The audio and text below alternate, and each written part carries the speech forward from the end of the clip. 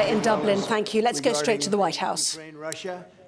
We thought it would be a little bit easier. That's turned out to be tougher than the Middle East. The Middle East was supposed to be the tough one, and we've solved that puzzle. But this one will get solved also.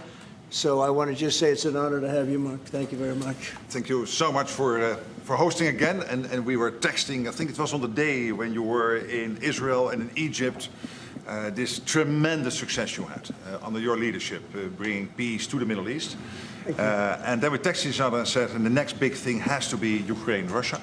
And I want to help, NATO wants to help, my colleagues want to help to basically deliver on your vision of peace in Ukraine. And I really want to thank you for everything you're doing, including breaking the deadlock with Putin, starting the dialogue in February when you came in as president in January, but also for everything you did with NATO, the fact that we are now at this 5%, the huge success in The Hague at the NATO summit, the fact that Europeans are also stepping up when it comes to Ukraine, basically the weapons from the US being delivered to Ukraine, paid for by allies, and the Europeans coming together to discuss how can we sustain Ukraine post the peace deal. All of this is evidence of your leadership of pushing the Europeans and the Canadians to do more, to deliver, and to equalize in spending with the US.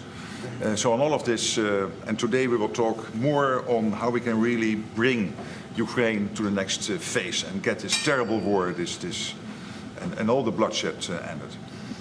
And as you know, we are going to be making a big trip next week. Some of you are going with us. We'll be going to Malaysia, South Korea, and Japan. In South Korea, I'll be meeting with President Xi of China. We'll have a pretty long meeting scheduled. We can work out a lot of our questions and our doubts and our tremendous assets together. So we look forward to that. I think something will work out. We have a very good relationship.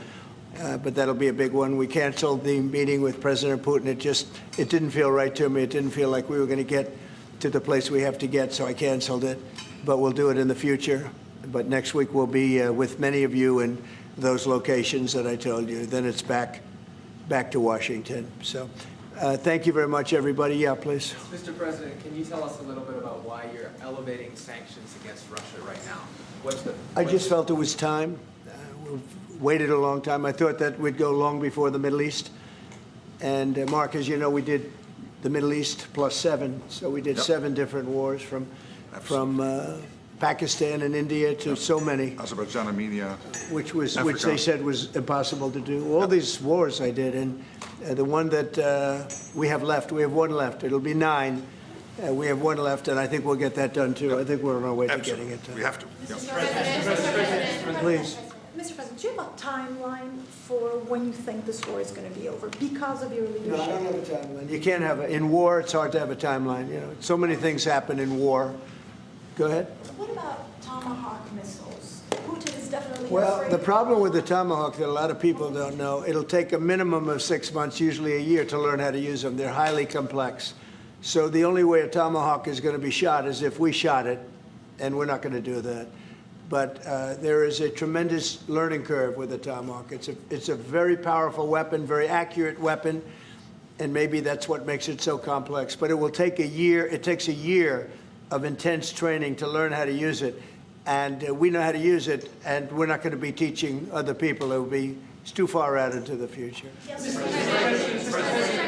President. I saw, Mr. President, that you said as recently as yesterday that you still believe that Putin wants to end the war. Yeah, then today I do. You took this step to ratchet the sanctions and put more pressure on him. What else are you going to do to encourage him to get there, or can you explain why you do believe that he wants peace? Yeah, it's a good question. Today is a very big day in terms of what we're doing. Look, these are tremendous sanctions. These are very big. Those are against their 2 big oil companies, and we hope that they won't be on for long. We hope that the war will be settled. We just answered having to do with the various forms of missiles and everything else that we're looking at, but we don't think that's going to be necessary.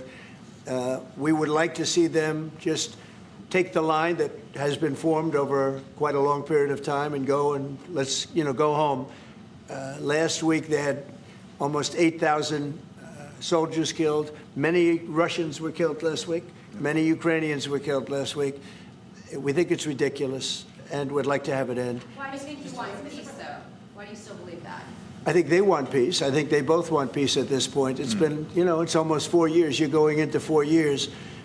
And if I were president, it never would have started. But yeah, it's time.